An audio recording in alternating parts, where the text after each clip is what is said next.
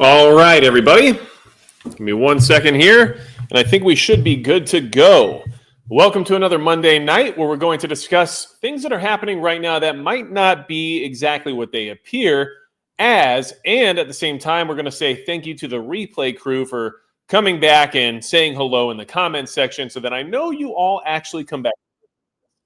So we have people in the chat right now saying 5x5, including Exile Reviews. Thank you so much for being here and modding tonight. We got the 5x5 from Robert P. And we also have Brendan saying, I tried to click all three on the poll. Well, I'm sorry they don't let you do that, but I appreciate the effort. Good evening to you, Dave Sickles, as well. Harbor Prepper with the 5x5. Shadow Prepper here as well with a 5x5. It's starting to sound like we are most likely good to go, right? So there's a lot to talk about. And of course, tonight's chat is about this true danger that's motivating these aggressive peace talks, the tariffs, and the fact that there's more of a hidden agenda there than what we're being told. And so I wanted to dive into that a little bit to give you some ideas about what we should be prepared for, because a lot of what's been evolving lately seems to be an anticipation of a possible conflict in the future here with China. And that's just the truth of the matter. And of course, in order to get there, we're going to have to go through some of the things that just occurred with the current administration as well as the leadership of Ukraine. We're going to have to talk about some of the negotiating tactics that are occurring there and some of the tariff situations between our closest partners in Canada and Mexico and also China. And then we're going to move into why this might be all happening and to give you some context about these mineral rights and everything else related to what the causation there might be. Now, good evening, David Baise. Good to see you. We got Idaho in the house with LHM 7550, and we have Kevin Ramsey here also helping out with the modding tonight, so that is always appreciated. Let's go ahead and get started. So really quick, we did just have some news come out here just recently that the U.S. is pausing all aid to Ukraine, including weapons in transit or in Poland, until Ukrainian leaders show more appreciation for U.S. support and a commitment to peace. Fox News has learned. This just came out here maybe an hour or two ago. The pause comes day after a contentious meeting between Ukrainian President Vladimir Zelensky and President Donald Trump in the White House over how to end the 3-year conflict initiated by Russia. A senior Trump administration official told Fox News that military aid will remain on hold until Ukrainian leaders show a commitment to good faith peace negotiations. This is not a permanent termination of aid. It is a pause, the official emphasized. The orders are going out right now. The official said Monday's move was in response to Zelensky's conduct over the last week. Zelensky's meeting with Trump and Vice President J.D. Vance last week erupted into a shouting match that was seen worldwide. The Ukrainian president traveled to the United States to meet with Trump after the commander-in-chief said a peace negotiation to end the war between Ukraine and Russia is in its final stages. Now, the fact that it was seen worldwide was likely planned in many ways. I'm not sure which side of the equation actually wanted that to be done, but clearly there was a motive in why the press was allowed to be in that discussion, right? Zelensky was apparently presented with a minerals for security agreement by the Trump administration prior to the press event, but the deal included no security guarantees to protect Ukraine from another Russian invasion. And we're going to talk about that here shortly and why those guarantees might not be part of the equation based on the reality of what these agreements actually lead to, in the sense of there being a constant presence of U.S. assets and everything else if you were to actually move forward with an agreement like that. So that just happened. So we have U.S. aid is currently on pause in the sense of it being sent to Ukraine. And just so you're aware, as of the last 24 hours, we still have drone strikes going in between both countries, where we have strikes happening at refineries in Russia. We also have strikes happening in Ukraine as usual. So that war's still hot, and they are still going at each other during these negotiating periods. So that's definitely problematic, and a ceasefire helps alleviate those issues to move forward with more, let's just say, beneficial progress. But unfortunately, that's not what's happening. Now, interestingly enough, just a couple hours ago, before that other information was given about the aid being paused, Ukraine's parliament said Trump's peacekeeping efforts are decisive in ending the war. Ukraine's parliament said in a statement issued in English that the Washington's support was more crucial than ever for the Ukrainian people. The Ukrainian people deserve or desire peace more than anyone else in the world and believe that the personal role of President Donald Trump and his peacekeeping efforts will be decisive in the swift cessation of hostilities and the achievement of peace for Ukraine, Europe, and the entire world, it said. Statement came after a tense encounter between Zelensky and Trump.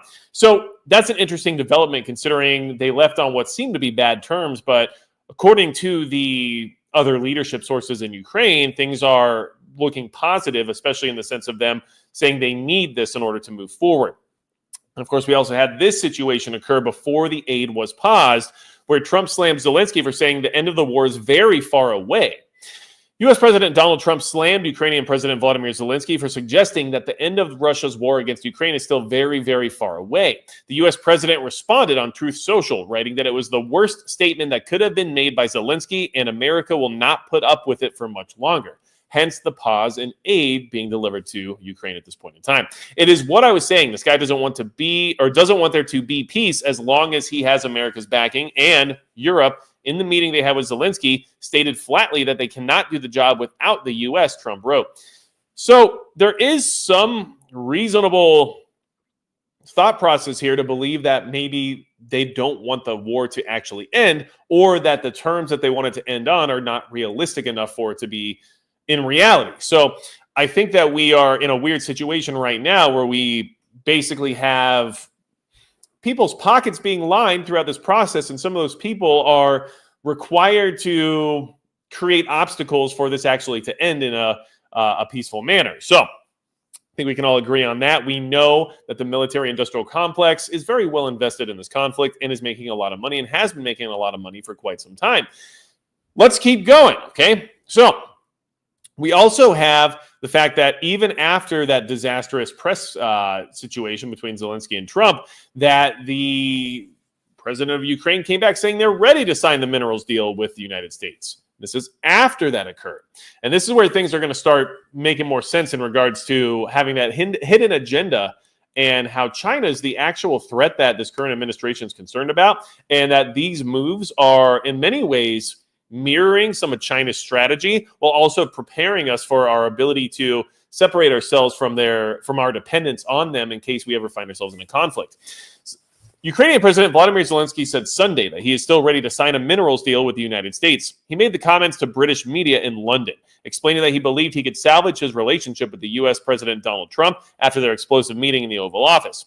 Ukraine is ready to sign a minerals deal with the United States. The agreement that's on the table will be signed if the parties are ready, he told a late-night huddle with some UK media after a landmark summit in London. The deal, which was supposed to be a step towards helping to end the conflict in Ukraine, fell through on Friday after a televised Oval Office clash, which we just talked about. It is our policy to continue what happened in the past. We're constructive, Zelensky said. If we agreed to sign the minerals deal, we're ready to sign it. So, sounds like they're willing to keep moving forward on that exact concept, but I don't know if the relationship has been too strained at this point in time, especially with this recent revelation of aid being paused. To me, that's going to probably cause a little bit more of an obstacle, but it might have put us in a better position negotiating-wise in order to move things forward. I guess that's what my assumption of the strategy would be. Okay, so Trump said during that meeting, you're either going to make a deal or we're out. And if we're out, you'll fight it out, and I don't think it's going to be pretty. And, of course, that is not what Ukraine wants to hear. And the thing we have to keep in mind here during this conversation is that regardless of how you feel about Zelensky or how he's been handling the situation, or how you feel about Donald Trump and J.D. Vance and their ability to move forward with these negotiations in a constructive manner, the real issue here is that innocent people in Ukraine are dying every single day from these attacks from Russia. So it's reasonable for them to be upset with Russia and not want to actually broker a deal with the country that's attacking them. But at the same time, the people of Ukraine are likely wanting to see this end one way or the other in probably quick fashion. So at least from my point of view, I think it's reasonable for them to be willing to make some compromises to get to the end of this, right? If you were living in Ukraine right now, I'm assuming you would like to get back to normal life where infrastructure isn't questionable, where your apartment building isn't possibly a target during a missile strike. All those things come into play, and I think that's what the desired goal here is to just try to protect those people. And unfortunately, there's so much aggression coming from the Russian side, and there's so much money to be made from the Western side, that they're caught in the crossfire, and whatever decisions are made by these people in leadership positions are what they have to suffer. So it's a very unfortunate situation, but I try to keep that in mind as I find myself either becoming more opinionated or developing a bias or becoming emotional about some of these events, that the real issue here is that there's people on the ground there right now who just are regular people, normal, innocent civilians who are suffering every single day until this thing is over, right? So, Alex Gorchov said that recruitment is brutal up there. And I'm not sure if that's exactly what we're referring to in the sense of Ukraine, but it is true that they have gotten very aggressive in their recruitment methods because of the need of additional manpower, or they might as well just stop trying now, right? So there's a lot of interesting things here. So let's go ahead and talk about how this keeps moving forward and why it is going to provide us with the context required to show you what the real strategy behind a lot of this really might be regarding the U.S. position and posturing of all of this political and geopolitical, circus that we're currently watching. Zelensky receives warm welcome from European leaders after White House debacle. After leaving Washington, Zelensky traveled to London to meet on Saturday with British Prime Minister Keir Starmer, who warmly greeted Zelensky outside of 10 Downing Street. On Sunday, Starmer hosted an emergency meeting of European leaders. He called for a coalition of the willing to be formed to support Ukraine if a peace deal is reached. Now, here's all your leaders, and everybody's there, including Trudeau, who's everybody's favorite, of course. But yes, this is Europe's emergency meeting they decided to have because of the negotiations falling apart here in the U.S., but they aren't unaware of the fact that they still need the U.S. for any of this to work. So please keep that in mind. There's a lot of people who are hailing, these European leaders as heroes because of coming to Zelensky's aid when it came to this emergency meeting. But at the meeting, they basically just kept saying over and over again that, we're going to need the U.S., though, for this to work. So it's a very interesting position for them to be in. Here's what Prime Minister Keir Starmer said. We will go further to develop a coalition of the willing to defend a deal in Ukraine and to guarantee the peace. The UK is prepared to back this with boots on the ground and planes in the air. Together with others, Europe must do the heavy lifting, but to support peace in our continent and to succeed, this effort must have strong U.S. backing. Meanwhile, France is pushing for a 1-month truce between Russia and Ukraine. While almost all of Europe is backing Ukraine, Hungary's authoritarian leader, Viktor Orban, praised Trump, saying strong men make peace, weak men make war. President Trump stood bravely for peace, even if it was difficult for many to digest. In other fallout from the White House meeting, a major Norwegian fuel supplier, Haltback Bunkers, has announced it is halting fuel sales to U.S. ships. The company said Tuesday, we witnessed the biggest disgrace ever put on display by the current U.S. president and his vice president. So they took it into their own hands to deny the U.S. Navy to be able to purchase fuel from their company any longer, which I'm sure will be remedied very quickly based on our Navy just fueling somewhere else. But good for them to take that posture, I guess, if that's how they truly feel. But also, great idea in case things ever go south over there and you need help, right? Now, I do want to mention the poll tonight says that our greatest adversary right now, according to 180 votes, is 5% Russia, 36% China, and 59% the machine. And, that actually kind of, to me, looks like the reality of the situation at this point in time. Because the machine is obviously operating within both of those other countries, as well as here in the U.S. And then we also have China being the leading adversarial force that would cause us the most problems if we were to actually find ourselves in a hot conflict. Russia is large, relatively strong, and has a lot of nuclear weapons, but they're not, at least from my understanding, a match for the U.S. when it comes to actual military might on the ground, in the sea, or in the air. However, China has been very aggressive about trying to close that gap of capability. And we are going to talk about that more tonight because there's been some new information that has just come out regarding that exact situation. Now, let's go ahead and talk about what this whole coalition of the willing situation is referring to. Because it's basically NATO outside of NATO, so they're not held to the same standards and to the same agreements as NATO countries. Okay, what is a coalition of the willing, and which countries could send peacekeeping troops to Ukraine? Okay, a coalition of the willing could provide boots on the ground in Ukraine in the event of a ceasefire, so only after a ceasefire is declared. The phrase was a central theme of Sir Keir Starmer's speech after European leaders gathered in London for crucial talks about Ukraine's future. Led by the UK and France, the initiative could see troops from a number of European and NATO countries deployed to Ukraine as peacekeepers in order to deter Vladimir Putin from rearming and attacking again in the future. Which, by the way, we already had Trump say that Putin was open to the concept of peacekeepers being deployed to Ukraine after a peace agreement was reached, just so you're aware. Sir Keir said Europe must do the heavy lifting, which we just talked about. So who's in and who's out, and what's behind these latest buzzwords? The Prime Minister has said the UK, France, and Ukraine will work together on a peace deal that could be presented to the US. So understand that everything is still hinged on what we do, right? Because we are the backers. We are the ones with the equipment. We're the ones with the financing. We're the driving force. So even if they come up with a deal that everybody's happy with, we still have to sign off on it. The countries committed to working together on this deal would form a coalition of the willing. Countries in the coalition could end up sending soldiers to act as peacekeepers in Ukraine in the event of a ceasefire, which is also something that was mentioned by the administration previously, to say that if we do have peacekeepers on the ground there, they would likely be of European origin because, well, of proximity and the fact that we don't necessarily need to be there in order to achieve the same goal. Military analyst Michael Clark said it has to be a coalition of the willing because you have at least two NATO members, Slovakia and Hungary, who are vetoing anything that Putin would not like. It's the same with the EU. This approach would allow NATO members to act in a group but not under the NATO umbrella, avoiding vetoes from member states who don't approve or don't wish to be involved.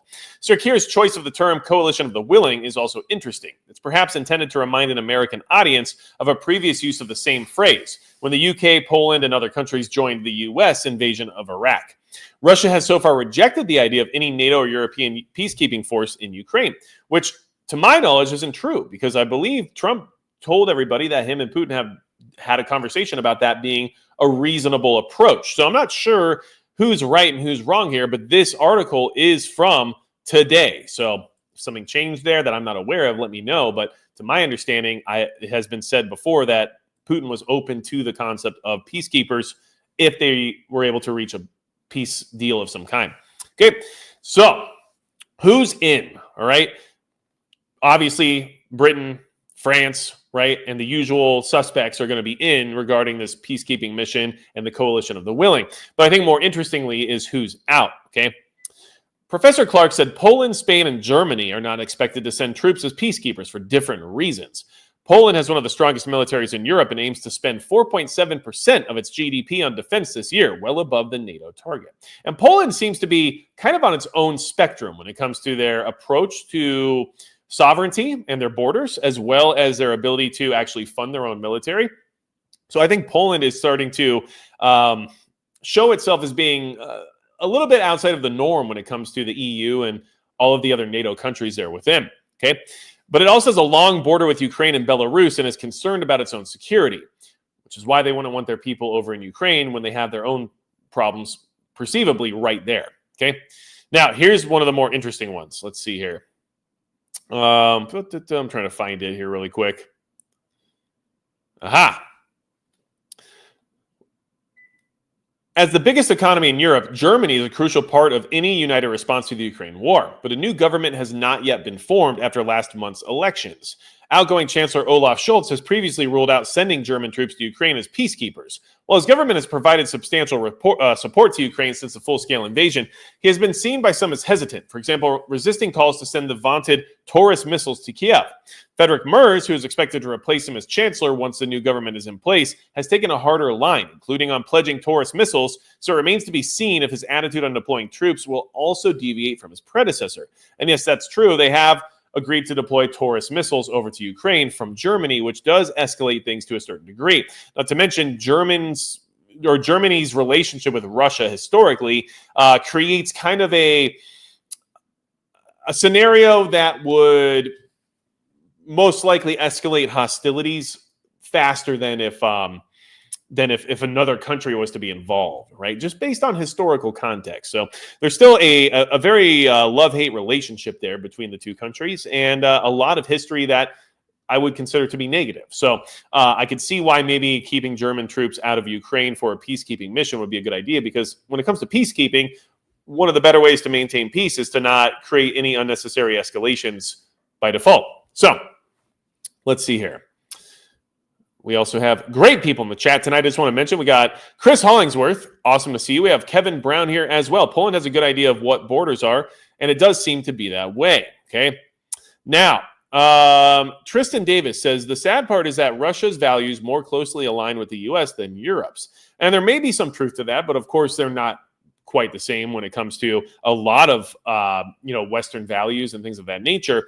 But there is the argument there when it comes to why the machine was listed as part of the adversarial poll that I placed here at the beginning of the chat tonight, because there are clearly forces out there that would like to see anyone who holds any type of values relinquish those values for whatever everyone else decides to do.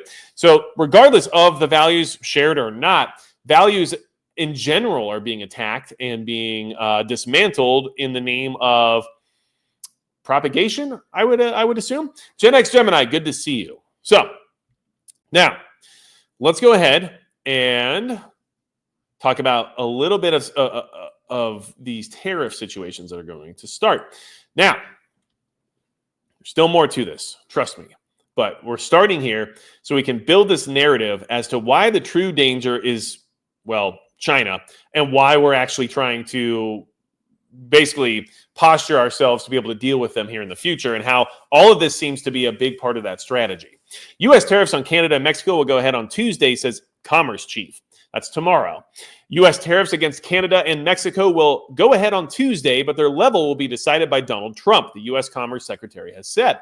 The president has threatened to impose 25% tariffs, which are a tax on imports, on his two neighbors on the 4th of March, in response to what he says is an unacceptable flow of illegal drugs and migrants into the U.S. U.S. Commerce Secretary Howard Lutnick said on Sunday the tariffs would happen as planned, but the exact details will be dependent on negotiations.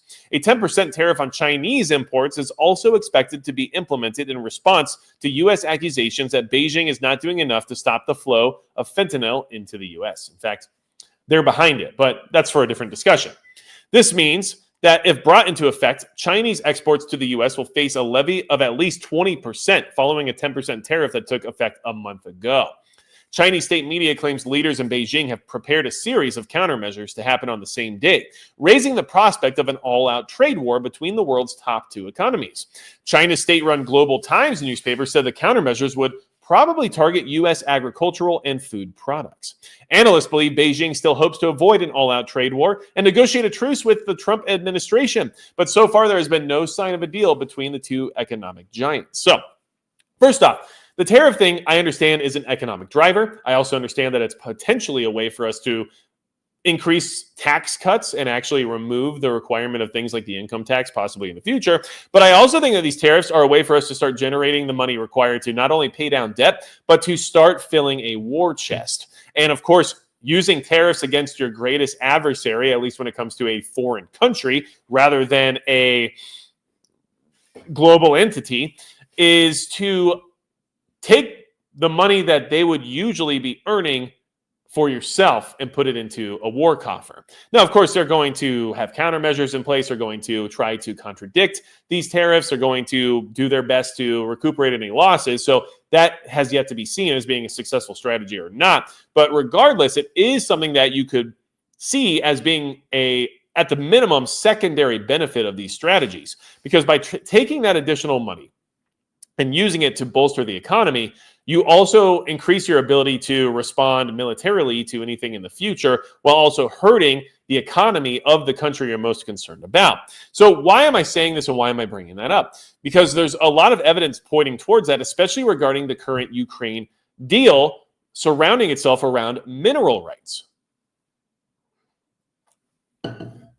So let's go ahead and jump into it. This is kind of the crux of tonight's discussion when it came to an article I found to be interesting and worthy of discussing. And it led me down the path of finding more information related to this to present to you as a causation for what's currently happening, negotiations-wise, okay? So let's jump into it.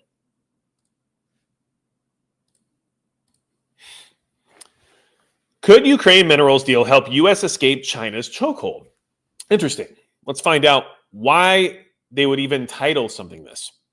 President Donald Trump is set to meet Ukrainian counterpart Vladimir Zelensky in Washington on Friday. This is when that whole thing broke down, right? So this actually came out on February 28th before that meeting with Zelensky. And they're talking about how it's going to be all about critical minerals, oil, natural gas, and other resources, and how we're going to have 50% of the revenue based on that deal and everything else. Now, the U.S. heavily depends on imports from materials essential to defense, energy, and high-tech industries, making a steady supply from a friendly partner such as Ukraine an attractive alternative to China. Washington has long viewed China's dominance in global minerals markets as a national security threat and has in recent years worked toward diversifying its supply chains. China accounts for over 60% of global rare earth mining and nearly 90% of rare earth processing, giving it a chokehold on supply chains. The U.S. is particularly interested in securing alternative supplies of lithium, graphite, and uranium, materials critical for EV batteries, military defense platforms, and nuclear energy. Between 2017 and 2020, the U.S. sourced a third of its graphite from China. Ukraine is believed to hold an estimated 45,600 tons of uranium reserves and about 1 billion tons of graphite, representing 20% of the world's known graphite reserves. But industry experts warn that tapping into these resources won't be easy, and in some cases, it might not be viable at all. Despite Ukraine's untapped resource potential, mining experts and policymakers have raised doubts about whether the Ukrainians can actually deliver on U.S. expectations. Okay, now, we're talking about how the surveys and everything were done during the Soviet era and how it's not reliable information at this point in time and everything else, okay? Here's where I really want to jump into it. This is where your security guarantees come from. This is where your economic guarantees come from. And this is why there's more to that deal than just harvesting all of their minerals, while at the same time creating a partnership with a more friendly country rather than funding our greatest foreign adversary's economy and giving them the ability to cut off our supply at the stroke of a pen. Then there is the issue of infrastructure. The 3-year war has devastated Ukraine's power grid, leaving only a third of its pre-war energy production capacity intact. Mining and refining minerals is highly energy intensive, meaning that any expansion of production will require massive investments in rebuilding power infrastructure. Security is another major concern. Much of Ukraine's resource-rich regions are either under Russian occupation or within range of Russian missile attacks, making it difficult to attract private investment needed to develop these industries. CSIS summed up these concerns bluntly. Even in the long term, the success of the bilateral agreement ultimately hinges on the ability of Ukraine to attract private investment in its mineral resources. The U.S. government cannot command private companies to mine in Ukraine as China and Russia can with their state-owned enterprises. Now, here's the thing. Rebuilding this infrastructure, right? They need to get at least 2/3 of their pre-war energy production back online. This is a huge necessary investment for this to actually be realistic. And that investment itself is its own level of security guarantee, because the U.S. isn't going to go in there and start rebuilding infrastructure and start rebuilding all these power plants and everything else and putting everything back online for Ukraine just to let it be either taken or annexed by Russia again in the future, or have their assets be destroyed by Russia in an additional military conflict. Not to mention the economic boom that can come from that level of infrastructure rebuilding is massive, especially when you want to look at the same reasons for why we may be trying to acquire Gaza, right? It's not about the land itself. It's about the amount of wealth that can be generated from rebuilding it, as well as for setting it up for success in the future regarding resources and everything else. So, China's hold on the market and U.S. efforts to break free. The U.S. has spent years working to secure critical mineral partnerships with allies to reduce China's dominance over global supply chains. Australia, Canada, and several African nations have been key players in this strategy. China isn't standing idly by. Chinese firms have aggressively expanded their presence in Africa, investing heavily in mineral production across the continent. Beijing now controls an estimated 80% of critical mineral production in the Democratic Republic of Congo, according to U.S. International Development Finance Corporation. China has also cornered the graphite market, producing over 70% of the world's supply, a material crucial for batteries and helicopters, missiles, and other defense platforms. While Ukraine's mineral wealth looks promising on paper, experts warn that it is unlikely to shift global supply chains anytime soon. Now, here's the thing. China is already doing this. This is what China is doing right now to war-torn countries that need help rebuilding their infrastructure. And then China is then basically getting the rights to their minerals and resources in the process and in the trade of that infrastructure being rebuilt. And this is a cue that's being taken from our current administration, if you were to ask me anyway, in the sense of how to set ourselves up for the future in regards to maintaining a level of dominance over the global hegemony while we are dealing with an adversary like China. And just to kind of demonstrate that, we have this article here from the Strategic Studies Institute, U.S. Army War College, from October of last year, specifically discussing this particular scenario as being a national security issue. China and the Democratic Republic of the Congo, a new dynamic and critical mineral procurement. Now, not to get into the nitty-gritty of this article, but basically, we can come down here and get an idea of exactly what's going on here, okay? So, in January of 2023, Tshisekedi's, which is the current president of the DRC, efforts finally came to fruition. A final round of negotiation with the Chinese-backed Psychomines consortium led to a new agreement of $7 billion for infrastructure development. This new deal, however, does not seem to address the core issues of its predecessor. No new steps have been taken to increase accountability for how much money is invested or how the money is spent, nor will the DRC's ownership stake in the mining sites increase. Instead, the deal seems to be a temporary solution for both sides. Chinese companies continue to extract raw minerals, while the Congolese government can point to higher infrastructure spending commitments. The lack of oversight is likely to continue, allowing for continued investment in the short term, but furthering tensions over asymmetric interests in the long run. Okay. Now, we come down here to where the U.S. Army actually puts their opinion on the situation. China's dominance in the cobalt market has direct and indirect implications for American national security and our military procurement process. In 2023, the Department of Defense identified cobalt as a component of multiple munitions and high-temperature aerospace alloys used by the DoD, and noted cobalt has critical applications in high-capacity batteries for military and commercial electric vehicles. Beyond its direct military applications, cobalt is integral to many advanced consumer technologies, particularly lithium-ion batteries. Given the increasing importance of electric cars, by 2030, cobalt demand is expected to grow to 4 times its 2020 levels. China's involvement in the DRC cobalt supply chain could present a possible national security issue and put American companies at a disadvantage in the race to make more efficient and affordable electric vehicles. So you can see here, this is all related to national security, economy, and the fact that we don't want these foreign adversaries getting ahead of us when it comes to future gains on critical minerals. So the situation in Ukraine is very much our approach to what China is already doing in Africa. And it's an approach that might be required as China is likely to be our largest adversary in the future because they're developing their ability to be that adversary.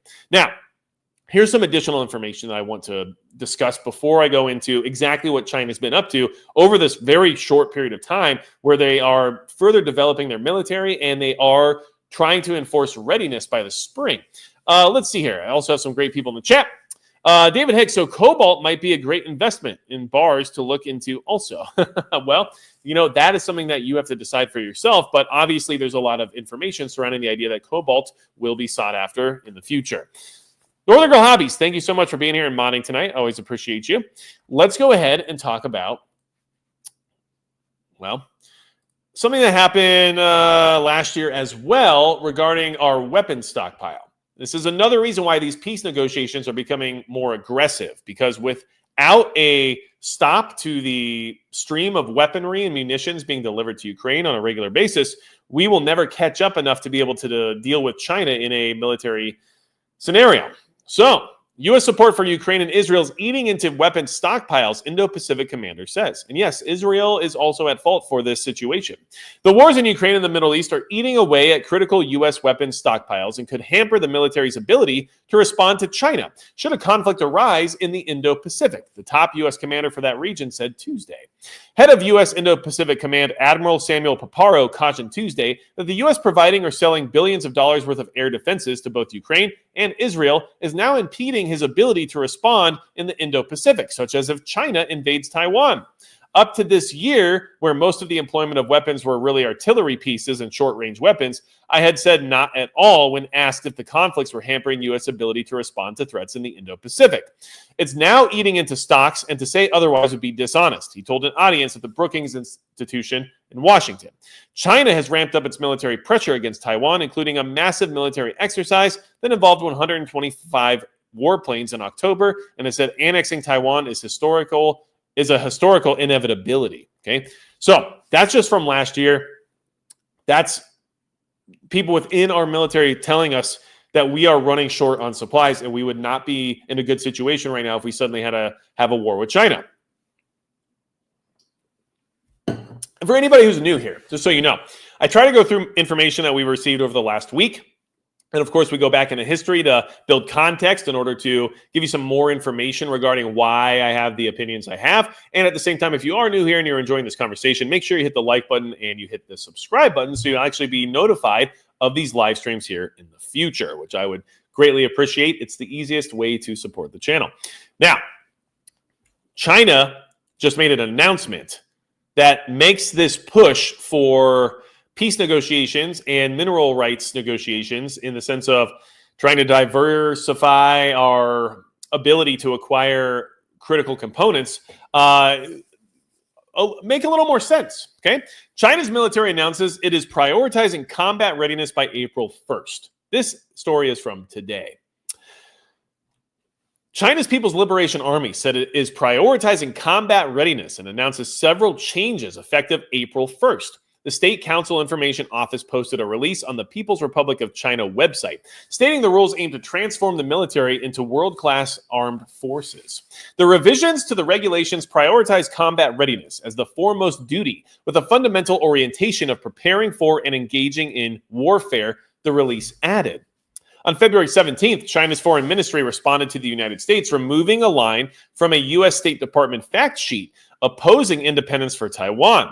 The State Department never commented on why the line was removed. That did actually happen, which should be another indicator for you for why some of these things are currently taking place. During the week of February 17th, Taiwan responded to China's anger at the United States. Taiwan holds a key position on the first island chain, directly facing an authoritarian threat. Taiwanese President Lai Ching-te said, "But we will not be intimidated. We will stand firm and safeguard our national sovereignty, maintain our free and democratic way of life, and uphold peace and stability across the Taiwan Strait." Okay, so by April 1st, China wants to be ready for war in the sense of modernizing their fighting force. That's an indicator right there that there's an expectation of the possibility of needing said force. Now, another thing they're doing right now that shows another level of escalation regarding their capabilities is the fact that they're working on an enormous aircraft carrier that rivals the biggest in the U.S. fleet. By the way, China's Navy is now the largest Navy on the planet. So, oh, well, that didn't work out too well, did it? There we go. It already has the world's largest Navy, but the new satellite imagery shows that China is developing a huge nuclear-powered aircraft carrier that would rival the biggest vessel in the American fleet. 5 analysts told NBC News after studying new satellite imagery.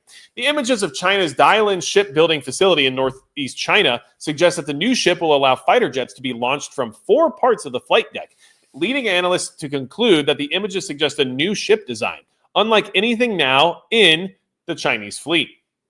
The analysts made the assessment after examining images provided by NBC News, or to NBC News by Maxar Technologies, a defense contractor headquartered in Colorado used by the U.S. government. China's 3 current aircraft carriers have the capacity to launch jets from only 3 parts on the front and the waist or center on the deck. Its latest supercarrier, recently launched Fujian, a Type 003, has 3 electromagnetic catapult launching systems to propel fighter jets, said Michael Dutzman, a researcher at the James Martin Center for Non-Proliferation Studies, a California-based non-government organization devoted to curbing the spread of weapons of mass destruction. The United States has 11 supercarriers that can launch from 4 places. We think this is the testing equipment and layouts for the upcoming Type 04 carrier, Dutzman said in a video call this week. The general consensus, he said, is that the new carrier will have 4 catapults, which would allow more planes to take off and match U.S. carriers like the USS Gerald R. Ford, the Navy's largest and most advanced carrier. To accommodate 4 catapults, the ship will need to be larger than the Fujian, matching American tonnage and powered by a nuclear reactor. So, you can see here, they are working on it, and here is where the shipbuilding facility is. And this is, well, what the evidence is regarding the fact that they're building this super carrier. So, to me, that shows a sign of investing in the idea that they are trying to, well, be ready for war. Now, about that line, removing the idea of Chinese independence or Taiwanese independence, I just want to go ahead and touch on that really quickly because I think that's also part of this equation that nobody has really connected quite yet.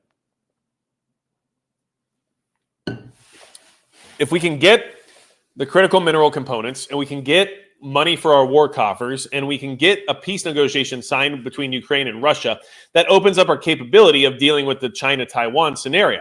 And based on the current administration's investment in foreign properties when it comes to Israel and the Gaza situation, and now we're talking about Ukraine, I have zero doubts that there is a understanding of Taiwan being extremely valuable. Not just because of chips and everything else, which we'll talk about here in a minute because there is some new information surrounding that, but also because of the fact that if China tries to invade and we defend them, it's going to create another war-torn country, which will then need rebuilding of infrastructure and everything else related to whatever resources they have available, right? It's like this is starting to become very clear to me, at least in the sense of a pattern. And recognizing patterns is something that we should be able to do as prepared people. So, just to touch on this really quick, U.S. government fact sheet removes line on not supporting Taiwanese independence.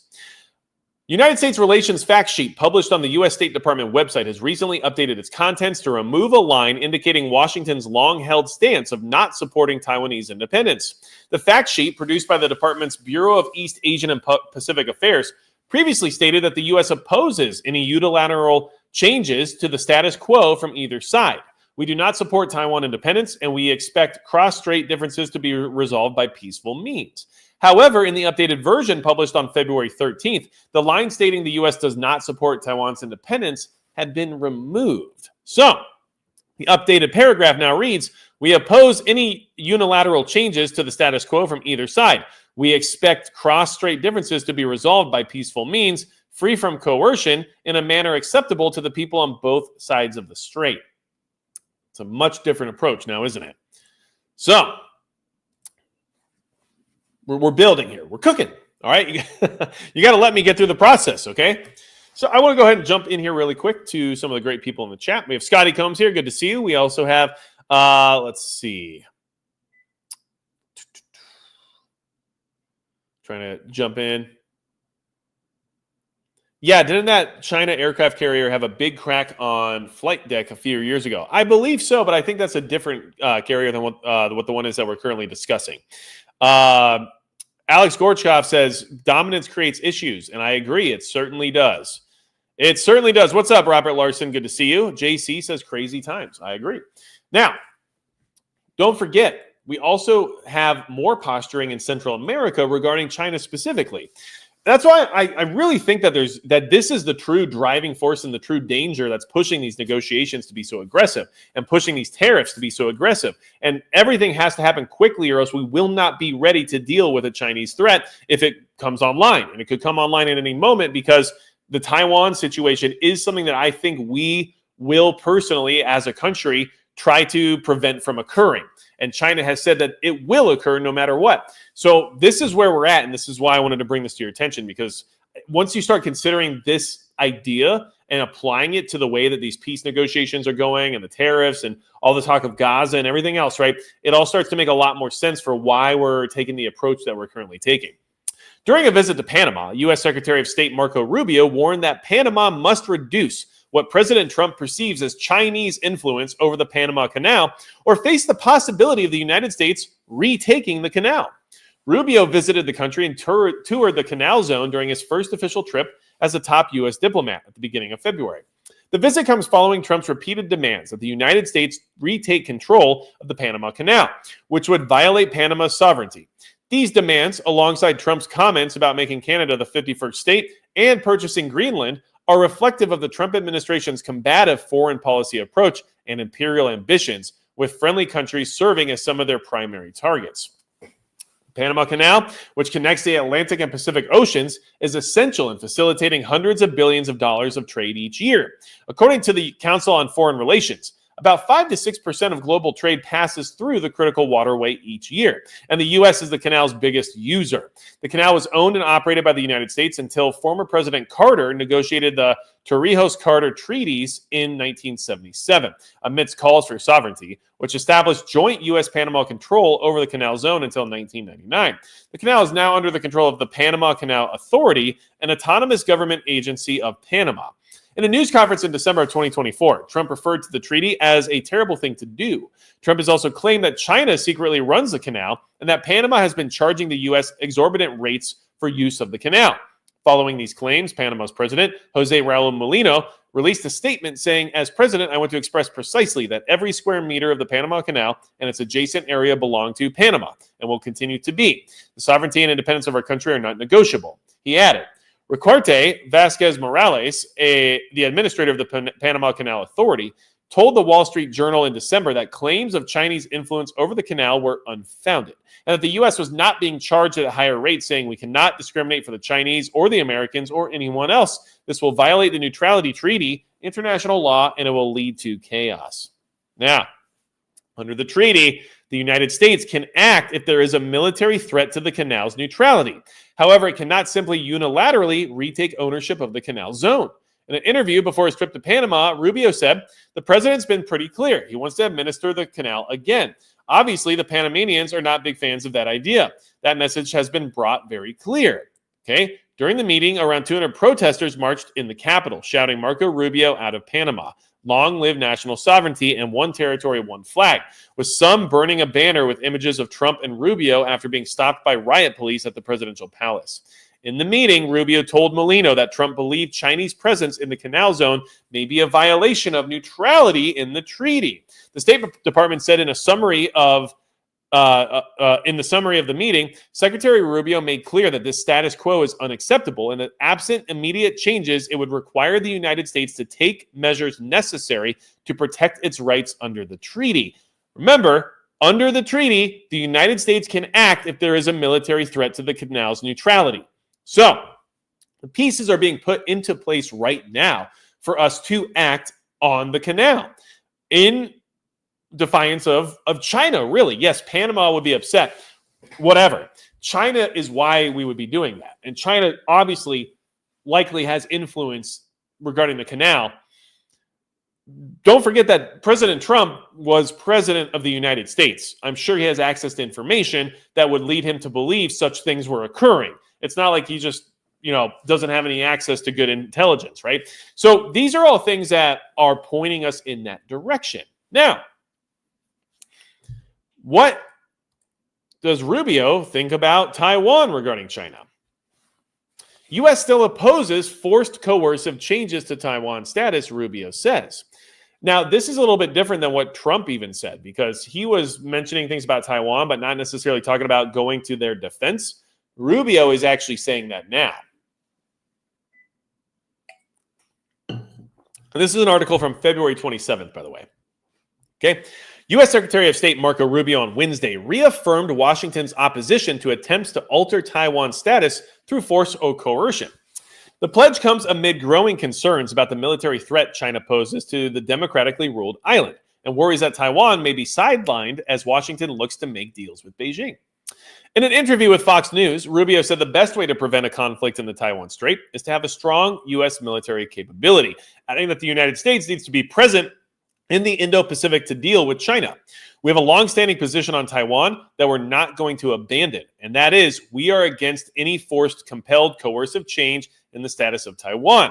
At the White House Wednesday, Donald Trump sidestepped a question about whether he would ensure that China will never take Taiwan by force during his presidency. He indicated that he does not want to see a war in the Taiwan Strait under his watch. I never comment on that. I don't comment on anything because I don't want to ever put myself in that position, Trump said during a cabinet meeting, adding, I have a great relationship with Xi Jinping. Some Washington diplomats told Voya that Rubio's remarks on Wednesday are in line with the February 7th U.S.-Japan joint statement in which Trump and Prime Minister Shigeru Ishiba emphasized the importance of maintaining peace and stability across the Taiwan Strait.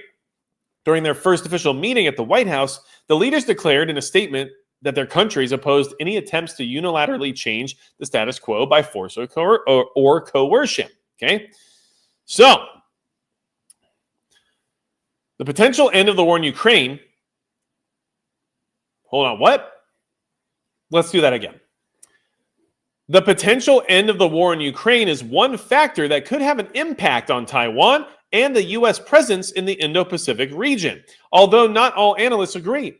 I don't believe that an end to the war in Ukraine would fundamentally shift U.S. strategic focus toward Asia on its own, since U.S. policymakers would have to remain concerned about a resumption of fighting or new Russian attacks against NATO allies. Zach Cooper, a senior fellow at the American Enterprise Institute, told Voya. Others contend that the Trump administration has made it clear that NATO countries are responsible for increasing their defense spending. In this view, the end of the conflict in Ukraine would allow the U.S. to redirect its resources toward countering China. James Farnell, a retired U.S. Navy captain and former director of intelligence and information operations for the U.S. Pacific Fleet, said one key area will be in naval shipbuilding and restoring the size and capabilities of the U.S. Navy in the Indo-Pacific, which has essentially not grown, while the PLA Navy now is both the largest and one of the most lethal navies on the planet. It will also be a strong reminder to our allies in the Indo-Pacific that they, too, will have to increase their own defense spending. Okay? Today's Ukraine, tomorrow's Taiwan, right? So I think that drives the point pretty well, don't you? We're clearly posturing for this inevitable standoff with China, especially regarding Taiwan. And there's a lot of reasons for why that might be. Hey, what's up, Moldy Soldier? Good to see you. Glad you're here. But we do have Taiwan playing ball right now with the U.S. Chip giant TSMC to invest $100 billion in U.S. manufacturing. These are the types of assets that the Trump administration is currently trying to plant all over Ukraine, which would then, in return, bolster our economy while also giving us something worth protecting, if that makes sense. Protecting innocent lives is important, of course, but from an economic standpoint, you have to have an incentive to invest in something, regardless of whether or not we're talking about business, military strategy, or anything else, right? And this is creating that incentive. Semiconductor giant Taiwan Semiconductor Manufacturing Company announced a $100 billion investment in the U.S. on Monday. TSMC, a Taiwan-based chipmaker that builds advanced semiconductors, which are used to power smartphones and AI models, announced the investment following meetings with President Donald Trump. The investment is expected to focus on advanced semiconductor manufacturing facilities over the next 4 years. TSMC has previously invested in a chip factory in Arizona with an initial $12 billion investment, and last April it announced an additional investment of $25 billion to add a third factory at its Arizona facility by 2030 to bring its total investment there to $65 billion. The company also received an award of up to $6.6 billion in grants from the CHIPS Act for the Arizona facility, as well as other federal funds from the law that aim to bolster domestic semiconductor manufacturing in the U.S. The most powerful AI chips in the world will be made right here in America, and it will be a big percentage of the chips made by his company, Trump said during a White House event marking deal. This $100 billion in new investment will go into building 5 cutting-edge fabrication facilities in the great state that we just discussed, Arizona, and will create thousands of jobs, many thousands of jobs, and high-paying jobs. In total, today's announcement brings Taiwan Semiconductor's investments to about $165 billion. So, you think we have any motive to protect Taiwan? Do you think we have any motive to be concerned about China's additional military movements, aggression, and upgrading? And do you think that we need to end the war in Ukraine so that we can reallocate our resources into that particular mission? And do you think that Taiwan is creating a situation where certain assets are actually worth protection? This is what we're witnessing. Taiwan, Ukraine, Gaza, it'll all become all part of the same portfolio. Not to mention Greenland, not to mention the concepts of absorbing Canada. Not that I'm necessarily in favor of that, but I understand the idea behind it. And that's to me, that's why we're seeing this shift. The true danger is China, and China's trying to establish itself as a world power. If we allow that to happen, our economy will fail. We can't allow that. So we are going to do what we can do to ensure that the U.S. remains top dog, regardless of what implications there might be in the process. The other thing to keep in mind is that we have had a lot of federal employees recently let go, some with sensitive information, some that might be able to replicate some of our programming and everything else that we need in the sense of national security. And I just want to make you aware of this really quick too, because China, as well as Russia, are both on board with the idea of maybe getting some of these people on their side. And so we need to watch out for that right now as well. These people are motivated to betray the country because they just lost their livelihoods, right? And they likely have access to sensitive information or have had access in the past. U.S. intel shows Russia and China are attempting to recruit disgruntled federal employees. China's not going to let us just posture ourselves and deter them. They're going to do what they can do to try to hurt us as well. So please keep that in mind. Foreign adversaries, including Russia and China, have recently directed their intelligence services to ramp up recruiting of U.S. federal employees working in national security, targeting those who have been fired or feel they could be soon, according to 4 people familiar with recent U.S. intelligence on the issue, and a document reviewed by CNN. The intelligence indicates that foreign adversaries are eager to exploit the Trump administration's efforts to conduct mass layoffs across the federal workforce, a plan laid out by the Office of Personnel Management earlier this week. Russia and China are focusing their efforts on recently fired employees with security clearances and probationary employees at risk of being terminated, who may have valuable information about U.S. critical infrastructure and vital government bureaucracy, 2 of the sources said.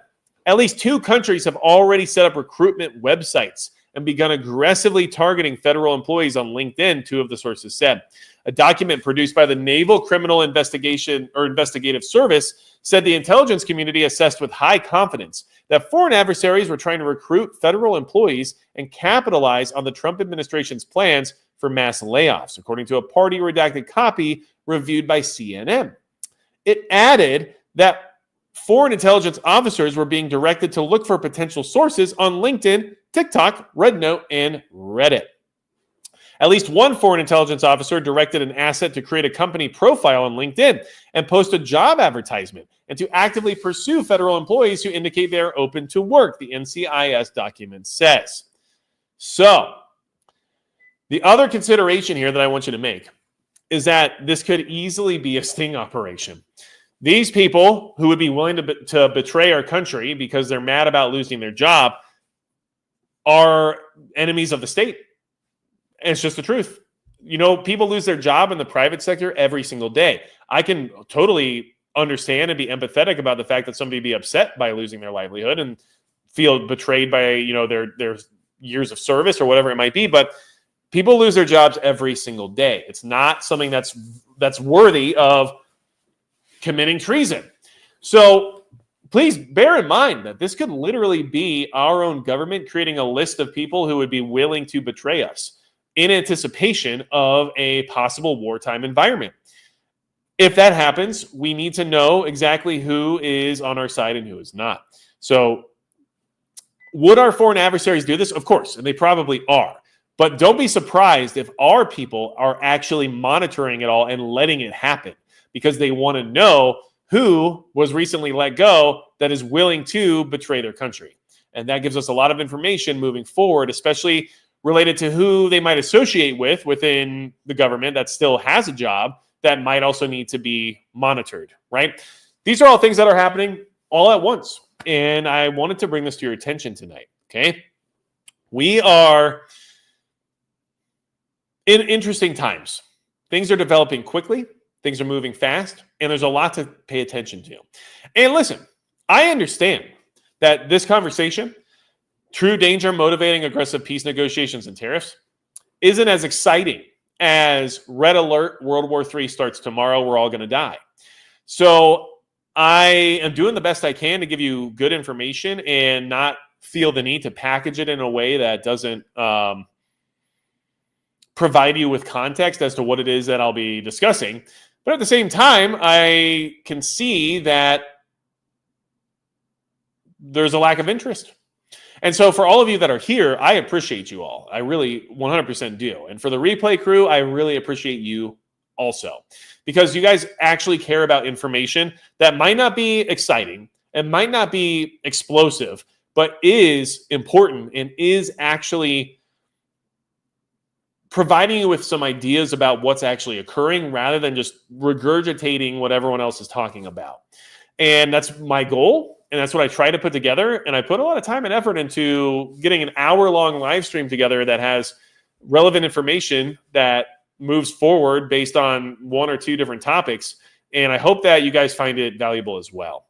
So doing what I can here to try to keep things relevant, doing what I can here to not just be a parrot when it comes to just discussing the same old every single week, but at the same time, the lack of interest does show me from time to time that I may need to discuss things that are more interesting to everyone, right? So we'll see what happens. But you know what? I am here for the private chat tonight as well. So if you want to join the private chat that starts right after this one, make sure you hit the join button down below or join Subscribestar, which is $5 a month. And I do have some really interesting things coming towards Subscribestar here very soon, but things take longer than they're supposed to, of course. But let's just say that I am currently in development of something that I think people might find interesting. And the Subscribestar crew is going to have they're going to be aware of it before everyone else. So Subscribestar, it's $5 a month. I do post exclusive content there as well, but not as frequently as I would like.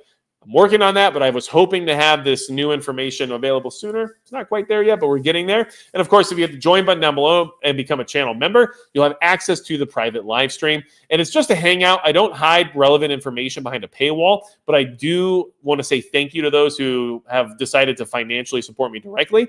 And because of that, I do a private live stream where we just hang out and chat. And it's kind of like a Q&A or whatever you want it to be. So that's tonight. Starts at 9:15 Central Standard Time, so in about 15 minutes. And you can find it on the YouTube channel page for my channel under posts. And if you're a member, you'll see that post, which, like I said, you can hit the join button down below. Or if you're on Subscribestar, it'll be on your main feed. But I hope that we had a great conversation tonight. I hope you're aware of, maybe why some of these things are happening the way they are, more so than just at face value. And of course, if you got any value out of this conversation, make sure you share it with others to try to spread that message along. So anything else you need from me at all, go to magicprepper.com. And besides that, that's going to be it for Magic Prepper.